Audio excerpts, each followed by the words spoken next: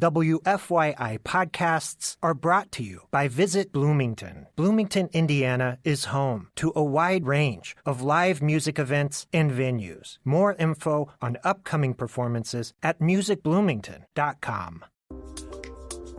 This is WFYI News Now. It's December 4th, and I'm Marian Benson. Later in the show, the EPA wants drinking water utilities to get rid of all their lead water pipes within a decade. The federal government will help fund the effort, but some say it isn't enough. I think the funding that's been set aside for this is probably going to get us about halfway there in that time frame. That's coming up. But first, these headlines. Indianapolis police released edited video of an officer-involved shooting that happened October 19th at a gas station on the city's near south side. FARA News 3 reports missing body cam footage of the incident is raising concerns. 38-year-old Antoine Beach was shot on October 19 in his white sedan. The IMPD video shows the incident but had some missing pieces. The body-worn camera of the officer who shot Beach was not activated, and the body-worn camera of a second officer at the scene was only activated after the shooting occurred. The video includes low-quality footage from the security camera at the gas station and body cam footage from a third officer who was at the scene. Neither show the moment the other officer fired his weapon. An attorney for Beach said that it is disappointing that the body-worn camera was, quote, conveniently not operational during that incident. IMPD's video shows the three officers surrounding Beach's car and are heard shouting for Beach to show his hands and telling him, "Don't do it." The officers told investigators that Beach had a gun and was reaching for it. I'm Farah Husri, WFYI News. IndyGo's leader Inez Evans will leave the agency after 5 years on the job. Under Evans' leadership, IndyGo opened its first bus rapid transit line, the Red Line. She also oversaw the planning of 2 more BRT lines that faced opposition from state lawmakers. IndyGo says their search for a new president and CEO will start sometime in the next few months. And Marian University is helping school districts across the state find new ways to support students. Sydney Dauphiné has more on the City Connects program. A grant from the Department of Education will fund the City Connects program in Gary Community Schools for the next 5 years. Schools with the City Connects programs have full-time site coordinators in the building to evaluate the needs of all students.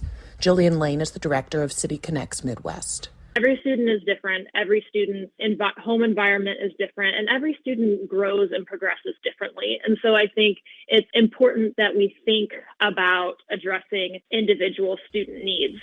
Site coordinators meet with every teacher to talk about every student, meet with nurses, and look at the student information system to evaluate needs. City Connects is a partnership between Marian University in Indianapolis and Boston College. The program is in schools around Indianapolis and in Northwest Indiana. For WFYI News, I'm Sydney Dauphiné. The Indianapolis City-County Council will have its final meeting of the year tonight. End-of-year business includes the final adoption of several proposals, including funding for the planned City Hall hotel project, the establishment of a new sports district to help pay for Indy 11's new stadium, and a measure that uses TIF, or tax increment financing, to purchase the Broderville Park Family Center. This will also be the last meeting for several councilors. New councilors elected last month will start in January, when Democrats will continue to hold a supermajority on the council. And for our final story today, the Environmental Protection Agency wants drinking water utilities to get rid of all their lead water pipes within a decade. That's according to a proposed lead and copper rule the agency announced last week in a move to protect kids and vulnerable people from exposure. Rebecca Thiel reports the question is, can utilities meet that deadline? The EPA says it's achievable. Cities like Newark, New Jersey, Benton Harbor, Michigan, and Green Bay, Wisconsin were all able to replace their lead pipes within 10 years. The federal government has also made $50 billion available for water and wastewater infrastructure upgrades. Nearly half of that can be used for replacing lead pipes specifically. But that might not be enough, says Gabriel Filippelli, an earth sciences professor at IUPUI who directs the Indiana University Environmental Resilience Institute.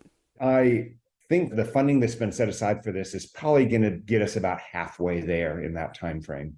Filippelli says we also don't know where most lead pipes are in cities. They're not well mapped yet. The EPA says water utilities have until fall of next year to finish an initial inventory of their lead pipes. For Indiana Public Broadcasting, I'm Rebecca Thiel. The rule would also lower the threshold for when public health agencies address elevated blood lead levels in children to 10 micrograms per deciliter. But Indiana's threshold is half of that, and the Centers for Disease Control and Prevention recommends an even lower one. That's all for today's episode of WFYI News Now.